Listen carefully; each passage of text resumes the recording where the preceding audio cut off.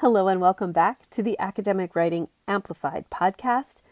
My name is Kathy Mazak, and we're in the middle of a little series of mini episodes, little 5-minute bites of coaching goodness that I hope will help you with your writing and publishing.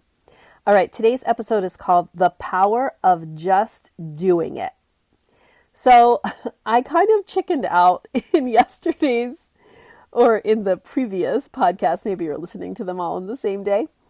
I told you about fear-filled versus fearless ways of thinking, but I didn't give you a specific example. And I do like to give specific examples, but I didn't, probably because the specific example might make you laugh at me or roll your eyes, but I'm just going to tell you the story anyway.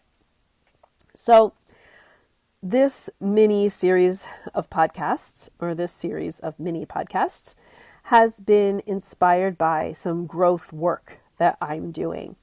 And that work includes growing into my role in our family farm business. So, as I think I mentioned in one of the other mini episodes, for more than a year, I've been resisting my role. Now, before I tell you all the ways I've been resisting, I just want to say, nobody, I'm an adult and I chose this. As a family, we made this decision to buy this farm. But I didn't realize, perhaps naively, neither of us did, my husband and I didn't realize, what it would really mean to what it would really look like to run the farm. And it's just demanded more of both of us than either of us thought. My reaction to that demand has been like a toddler tantrum. I don't wanna. Going boneless. Like a toddler does when they don't want to move. Kicking, screaming, resistance. I burst into tears. I had panic attacks. I told myself things like, this is not what I signed up for. Stuff like that. 100% fear and resistance to growth. It was not good, and it also didn't feel like me, which is why it was so hard, because this is not the way that I handle difficult situations, but man,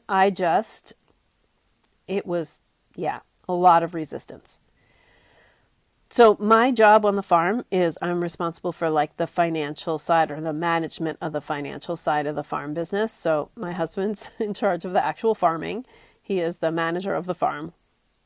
What the cows are doing and all of those things, the health of the animals, all of that is his job.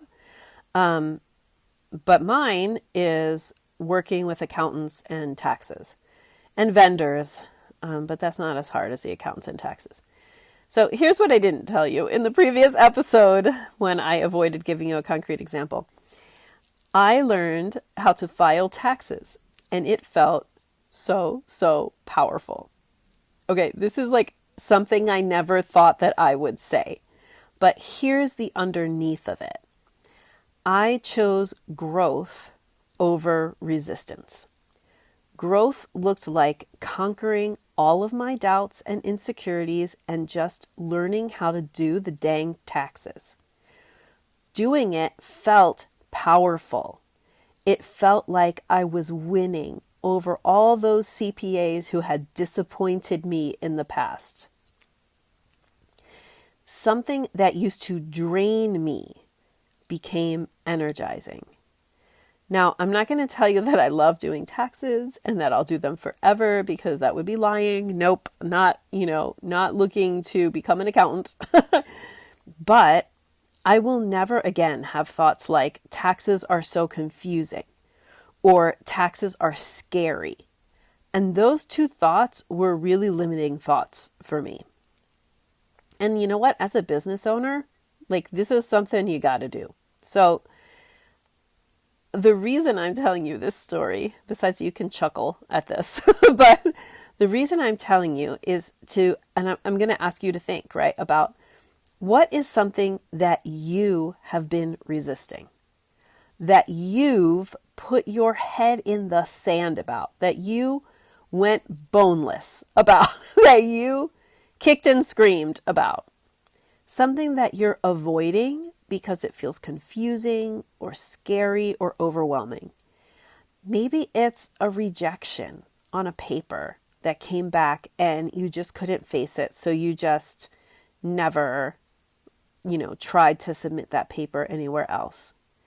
Maybe it's a revise and resubmit that needs feedback addressed, but you can't face the criticism. So you never even really opened it or read it. Or maybe you read it once and then were like, I can't do this, and just like put it away. Or maybe you have a co-author that you need to enforce some boundaries with, and you've been avoiding that.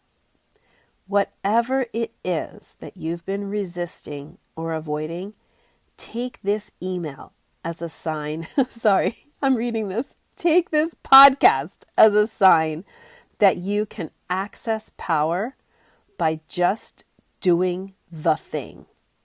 That you become powerful when you overcome resistance and take action. So here's your invitation. If this summer you want to tackle doing the thing, just a reminder that, like I said in the last episode, that I'm offering a free summer writing planning workshop on April 23rd at 1 p.m. Eastern. It's a 90-minute workshop. I'm going to walk you through the same method that I teach in Navigate for planning your writing in the context of your real life. I call this the writing roadmap. For summer, that real life needs to include rest, but it can also include that paper you've been resisting. So I have a goal, and this is part of my big growth goal, to get more than 500 people signed up for this free workshop. So if you liked this episode or any other episode in the mini series, just forward it to a friend and say, hey, she's doing a free workshop. Look in the show notes, you can sign up. And because I would really like this to, here's what I want.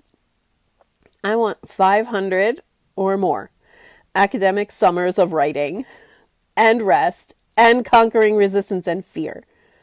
That's the kind of impact that I'm looking for. I want 500 people to go into their summers feeling powerful,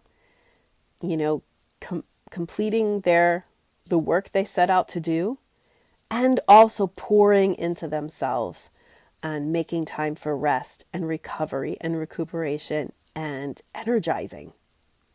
So find the link to sign up in the show notes, forward this to a friend and say, hey, come to this workshop with me. And I'll see you in the next mini episode.